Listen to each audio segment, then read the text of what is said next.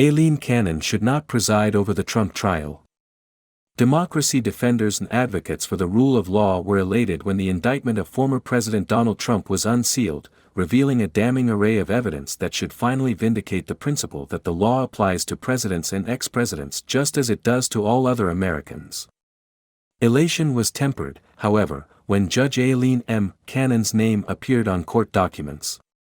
She infamously botched a civil case brought by Trump to recover the very same documents now at issue in the criminal case, a decision so lacking in logic and precedent that the U.S. Court of Appeals for the 11th Circuit swiftly repudiated her ruling and sent Trump packing.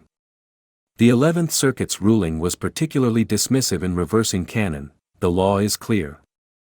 We cannot write a rule that allows any subject of a search warrant to block government investigations after the execution of the warrant. Nor can we write a rule that allows only former presidents to do so. Specifically, the panel held she didn't have jurisdiction and should not have ruled on the case. To make matters worse, in the civil case, canon posited that Trump deserved special treatment because he is a former president, a function of plaintiff's former position as President of the United States. The stigma associated with the subject seizure is in a league of its own. A judge who begins with the unconstitutional premise that Trump is not subject to the law like any other defendant would have a hard time sustaining public faith in the process. Any rulings for Trump would be regarded as evidence of bias, rulings against would be seen as efforts to restore her shattered reputation.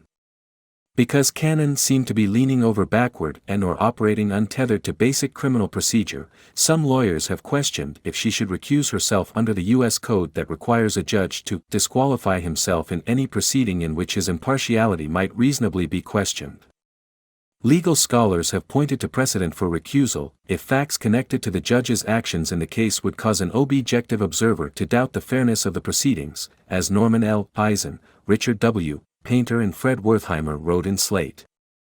Constitutional scholar Lawrence H. Tribe told Newsweek, Judge Cannon's rulings in favor of Donald Trump's motion to suspend the criminal investigation, including her appointment of a special master to undertake a review that had no basis in law, certainly fits that test by establishing a strong basis for questioning her impartiality, entirely apart from the aggravating factor that she was appointed to her lifetime position on the federal bench by defendant Donald Trump. Other legal scholars agree. As Stephen Gillers put it, now, the fact that a judge's impartiality might reasonably be questioned doesn't mean that the judge is partial. The public may simply not trust the impartiality of the judge. Because public trust in the work of the court is a value as important as the work itself, the rule says that the judge should not sit when we can't fairly ask the public to trust what the judge does. It borders on absurd that an inexperienced judge appointed to the bench by the defendant to whom she threw lifeline would try the case after getting slammed by the circuit court for even touching his civil gambit. This might be the most important criminal trial in U.S. history, with enormous implications for democracy, the rule of law and national security. A trial judge has immense discretion on everything from pre-trial rulings excluding evidence to impaneling a juror to dragging out the proceedings. In the case of delay, canon could deny the American people a verdict in advance of the 2024 election. Some erroneous decisions might be reversed on appeal, but others, e.g. seating a juror who practices jury nullification, could be hard to correct on review. Moreover, the need for consistent intervention by the 11th Circuit could turn the case into a multi-year affair. None of this benefits the federal bench, specifically the 11th Circuit, the rule of law or the American people. Moreover, as a practical matter, Cannon sits as the only judge in Florida's Southern District from the Fort Pierce Division. Taking up duties in Miami and presiding over a lengthy trial means that division would be deprived of a judge for long periods of time. That could pose an undue burden on litigants in that division. Some could argue that having been rebuked once, Cannon might have been chastened. She could therefore be a judge who would give the Justice Department every chance to make its case. But the risk that a wildly misguided and slipshod judge could have reformed is far too great to entrust her with the most important criminal case in our lifetimes. She and the 11th Circuit owe both Trump and the American people an expertly run trial free from the appearance of bias.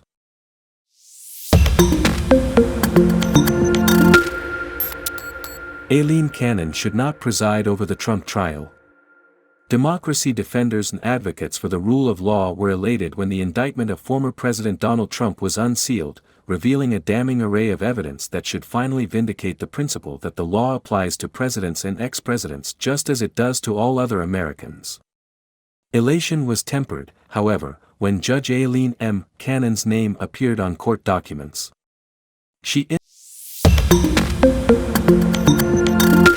What if Putin loses his war in Ukraine? Victory over Russia would recast Europe's politics as well as the US-China rivalry. Nobody this side of paradise knows how Vladimir Putin's war will end, but Zbigniew Brzezinski identified the stakes in 1994. Without Ukraine, he wrote in Foreign Affairs, Russia ceases to be an empire. Mr. Putin couldn't agree more, and for him and the Russian nationalists clinging to his coattails, Russia is an empire or it is nothing at all.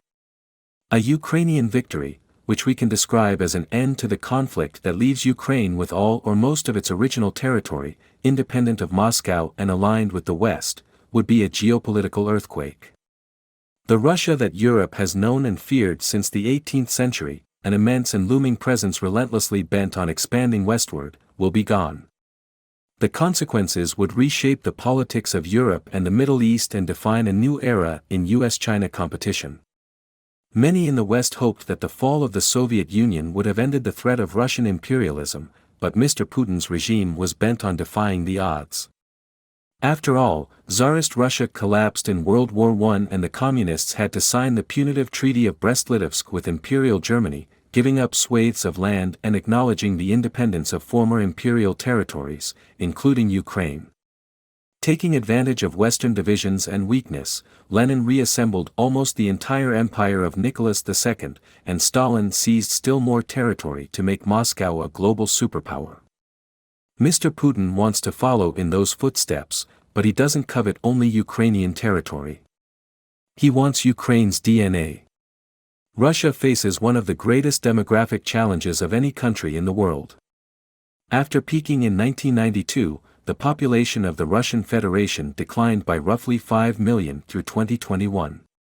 Worse, from Mr. Putin's viewpoint, despite substantial immigration by ethnic Russians from newly independent ex-Soviet republics in Central Asia, the ethnically Russian population is in free fall, diminishing by 5.4 million between 2010 and 2021.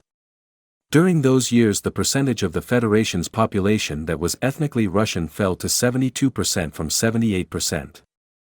Meanwhile, Russia's Islamic minority populations continue to grow. In Russia's current population, 10% of people belong to originally Muslim ethnic groups. Many Russian citizens of all ethnicities aren't religious believers. By 2034 these groups are projected to account for 30% of the Federation's population. Mr. Putin needs Ukraine's people to reinforce the hegemony of Orthodox Slavs in the Russian Federation. Without them, faced with rising populations in Central Asian countries